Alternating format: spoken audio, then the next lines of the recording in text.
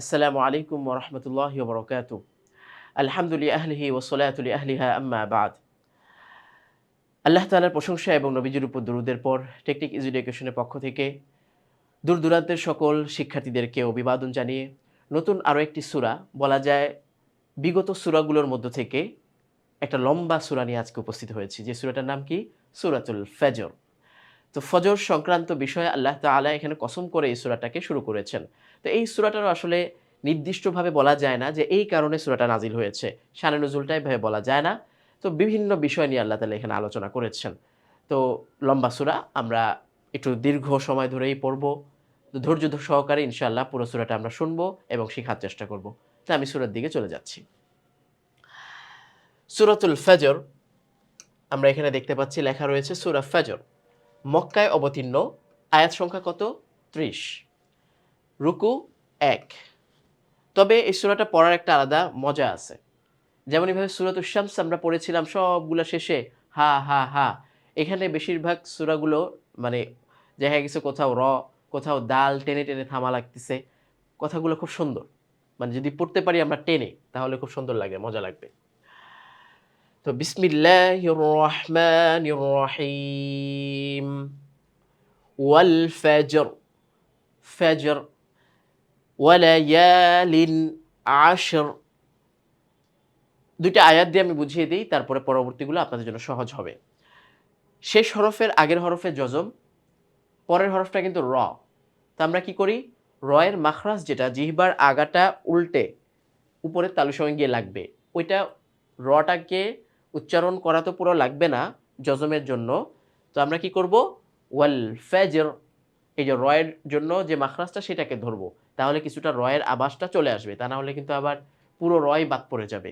ওয়াল ফাজর এভাবে। ওয়ালায়ালিন আশর, আশর। ওয়াশ-শাফঈ ওয়াল ওয়াতর, ওয়াশ-শাফঈ আইন এরপরে ওয়াও। ওয়াশ-শাফঈ ওয়াল ওয়াতর ওয়াল-লাইলি ইযা ইয়াসর, ইয়াসর। والليل إذا يسر هل في ذلك قسم لذي حجر هل في ذلك قسم لذي حجر ألم تر كيف فعل ربك بعاد। এতক্ষণ আমরা সুন্দর এর কতগুলো ধাক্কা পড়লাম ওয়াকফ। এখন থেকে দেখা যাচ্ছে যে দালের প্রত্যেকটা লাইনের শেষে বা আয়াতের শেষে আমরা দাল পাবো। তাও আবার টেনে, টেনে। বিআদ একসাথে পড়ি। আলাম তারা কাইফা ফাআলা রাব্বুকা বিআদ ইরামা যাতিল ইমাদ, যাতিল ইমাদ, ইরামা যাতিল ইমাদ। ৮ নাম্বার যে আয়াতটা আমরা শুরু করব সেখানে দেখতে পাচ্ছি যে এই যে এখানে আলিফে কিন্তু কিচ্ছু নেই। তাহলে আমরা কি করব? একটা জবর লাগাবো পড়ার ক্ষেত্রে। এটা কিন্তু আবার লিখে দরকার নাই। পড়ার ক্ষেত্রে। কারণ কেউ যদি চায় ইরমা যাতিল ইমাদিল্লাতি, দাল থেকে লামের সাথে চলে আসতে পারে মিলিয়ে। কোনো সমস্যা নেই। তো আল্লাতি লাম ইউখলাক মিসলুহা ফিল বিলাদ, التي لم يخلق مثلها في البلاد وثمود الذين جابوا الصخر। এই যে বা এসে পরে এসে সোয়াদকে ধরলো, কিন্তু এখানে ওয়াও বাদ, ২টা আলিফ বাদ, লাম বাদ, ৪টা হরফ পরে গিয়ে পরবর্তী হরফের সাথে মিলিত হয়েছে। জাবুস সখরা বিল ওয়াদ وثمود الذين جابوا الصخر بالواد وفرعون ذي الأوتاد وفرعون ذي الأوتاد। এখানেও একই কাজ করব আমরা আল্লাতির মতো। আল্লাযীনা তাগাউ ফিল বিলাদ, الذين طغوا في البلاد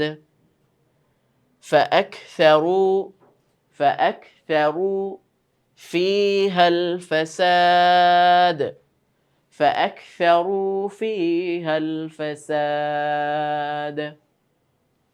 তো পরবর্তী অংশ আমরা পুরোটা বোর্ড নিয়ে ধরি তাহলে সুন্দর লাগবে فصب عليهم صد فصب عليهم ربك سوط عذاب فصب عليهم ربك سوط عذاب إن ربك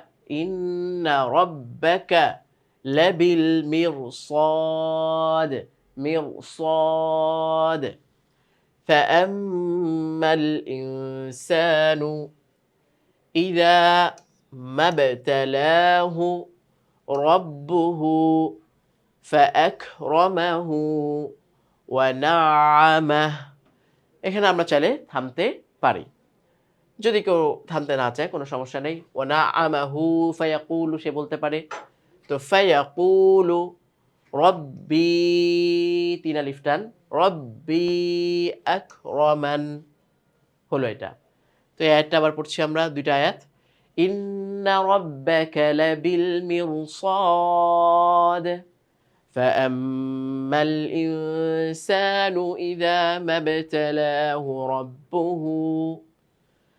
ابتلاه ربه فأكرمه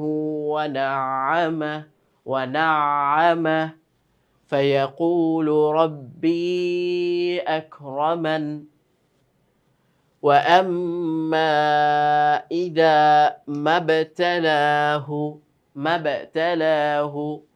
فقدر عليه رزقه এখানেও একই বিষয় থামতে যদি চাই আমরা থামতে পারবো যদি মিলিয়ে পড়তে চাই তাতেও কোনো সমস্যা নেই ফায়াকুলু রব্বি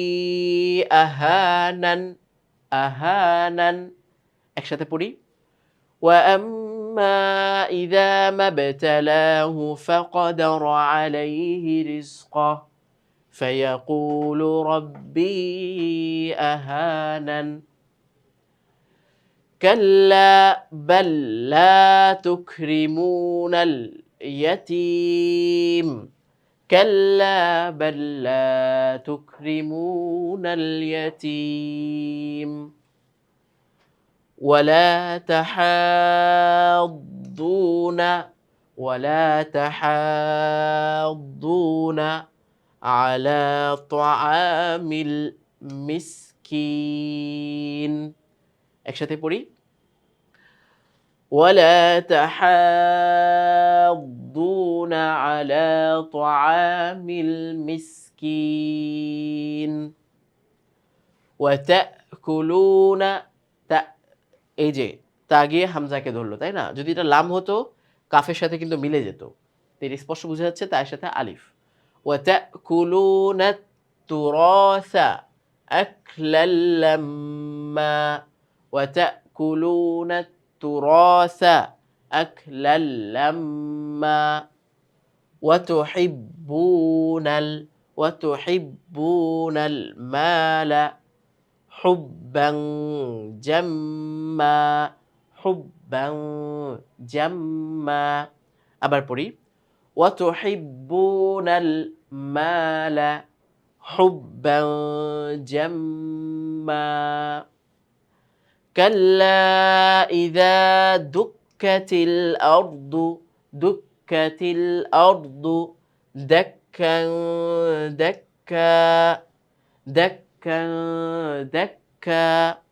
এখানে তানবিনের পরে দাল রয়েছে সেজন্য আমরা গুন্নাহ করলাম আর এখানে আবার তানবিনের উপরে আমরা থামছি তো তানবিনের উপর থামলে কি হয় এক জবর পড়ে যায় আর এক জবর থেকে আলিফের মধ্যে এক আলিফ টেনে থামতে হয় কাল্লা ইযা দুক্কাতিল আরদু দাক্কা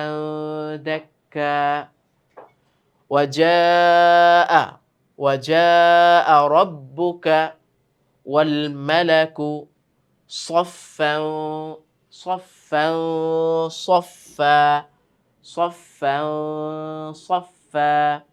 একসাথে পড়ি وجاء ربك والملك صفا صفا وجيء يومئذ بجهنم وجيء يومئذ بجهنم তো জি এখানে এই যে জেরের বাম পাশে জজমালা ইয়া মাদের হরফ এসেছে।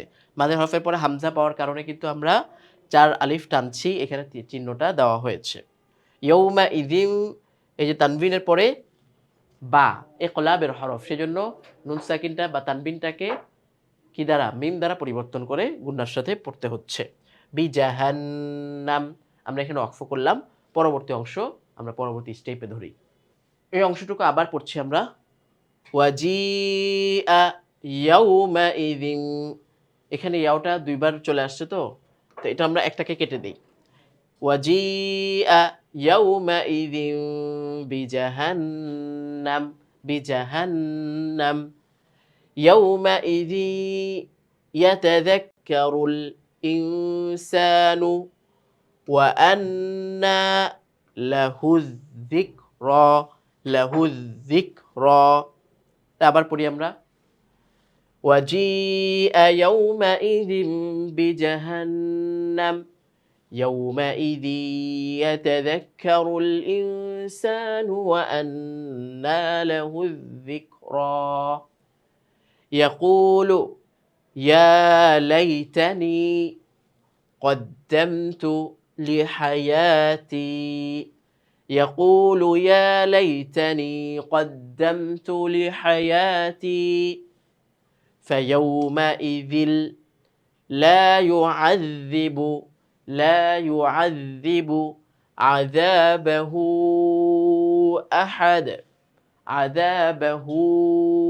أحد فيومئذ لا يعذب عذابه أحد ولا এখানে ওয়াওয়ের উপরে আমরা তাসদীদ দেখতে পাচ্ছি।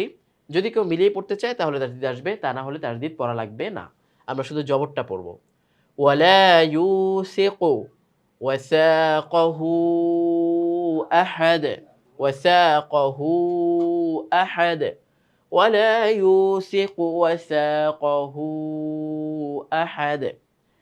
এই যে পরবর্তী ৪টা আয়াত ২৭ থেকে নিয়ে শুরু করে, এটা যারা আমরা পুরুষরা রয়েছি মসজিদে যাই দেখবেন অনেক ইমামগণ প্রায় মাগরিবে বলেন বা অনেক সময় এই আয়াতটা এই ৪টা আয়াত কিন্তু নামাজে বেশি বেশি পড়া হয়। চমৎকার ৪টি আয়াত। ইয়া আইয়াতুহান নাফসুল মুতমাইন্নাহ ইয়া আইয়াতুহান নাফসুল মুতমাইন্নাহ। এখন এটা হচ্ছে মজার বিষয়। আমরা তো পূর্বে যতগুলো আল্লাযী পেয়েছি, আল্লাতী পেয়েছি ওগুলাতে আলিফে কিছু না থাকলে আমরা জবর দিয়ে দিয়েছি। কিন্তু এই জায়গাটা জবর হবে না। এই জায়গাটা হবে জের। আরবির নিয়ম অনুযায়ী শব্দটা হবে ইরজিই। তো আমরা এখানে বিশেষভাবে মনে রাখবো, আমি যদিও দিয়ে দিচ্ছি কিন্তু কোরআনে আপনি পাবেন না বা কোথাও থাকবে না। হ্যাঁ? তো শব্দটা এইভাবে হবে। হামজা রাজের ইর। তো আমরা পড়ার সময় এইভাবে পড়ব। যদি ওয়াকফ করি। আর কেউ যদি মিলিয়ে পড়তে চায় ইয়া আইয়াতুহান নাফসুল মুতমাইন্নাতু ইরজিই তো গিয়ে ডাইরেক্ট রকে ধরে ফেলবে। তখন আর আলিফের প্রয়োজনই পড়বে না। তো আমরা যেহেতু ওয়াকফ করেছি আলাদা পড়ি। ইরজিই ইলা রাব্বিকি রাদিয়াতাম মারদিয়া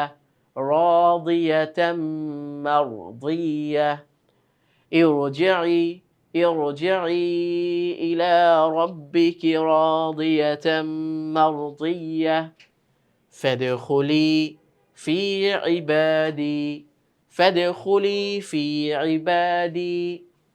وادخلي جنتي فادخلي في عبادي وادخلي جنتي শেষে মাদের হরফ থাকার কারণে আমরা টেনে টেনে থামলাম। তো এই সূরাটা অত্যন্ত চমৎকার একটি সূরা এবং ভাব গাম্ভীর্যপূর্ণ সূরা। যদি সম্ভব হয় পড়ার পরে আমরা ইনশাআল্লাহ চেষ্টা করব যে অর্থগুলো কোনো না কোনো অনুবাদের কোরআন থেকে আমরা শিখে নিব ইনশাআল্লাহ। তো আল্লাহ তাআলা সকলের জন্য ইলমে কোরআনের ক্ষেত্রে সহায়ক হন, এই কামনায় আজকে এখানেই শেষ করছি। পরবর্তী সূরা দেখার আমন্ত্রণ জানিয়ে আসসালামু আলাইকুম ওয়া রাহমাতুল্লাহি ওয়া বারাকাতুহু।